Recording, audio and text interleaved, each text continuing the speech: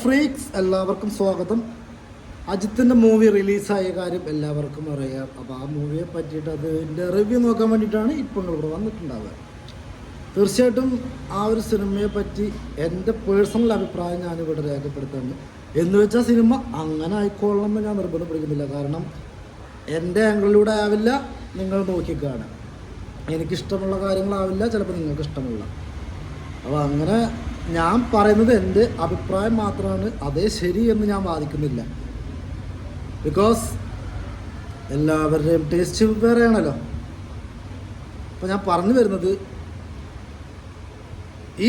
ഇപ്പം എന്നെ പോലെ ഒരുപാട് റിവ്യൂ പറയുന്ന ആളുകൾ യൂട്യൂബിലുണ്ട്.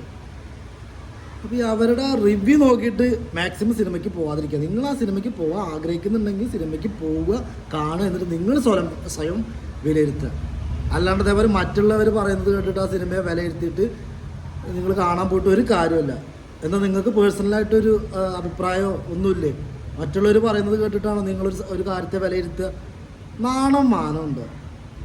അപ്പോൾ നിങ്ങൾ കല്യാണം കഴിക്കാൻ പോവാണ്, മറ്റൊരാൾ പറഞ്ഞു കേട്ടിട്ട് നമ്മൾ ആ ഒരു ഓപ്പോസിറ്റ് നമ്മൾ കല്യാണം കഴിക്കാൻ പോകുന്ന വ്യക്തിയെ വിലയിരുത്തുന്നത് ശരിയാണോ? എന്ത് കാര്യം അങ്ങനെയാണ്. നമ്മൾ സ്വയമായിട്ട് അനുഭവിച്ചറിഞ്ഞിട്ടേ ഒരു കാര്യത്തിന് വിലയിരുത്താൻ പാടും. അല്ലാണ്ട് മറ്റുള്ളവർ ഒപ്പീനിയൻ എടുത്തിട്ട് മാനമല്ലേ റിവ്യൂ നോക്കാൻ വന്നിട്ട് പോയി സിനിമ കാണാണ്ടെങ്കിൽ കാണുക, എന്നിട്ട് സ്വന്തമായിട്ട് വിലയിരുത്തി.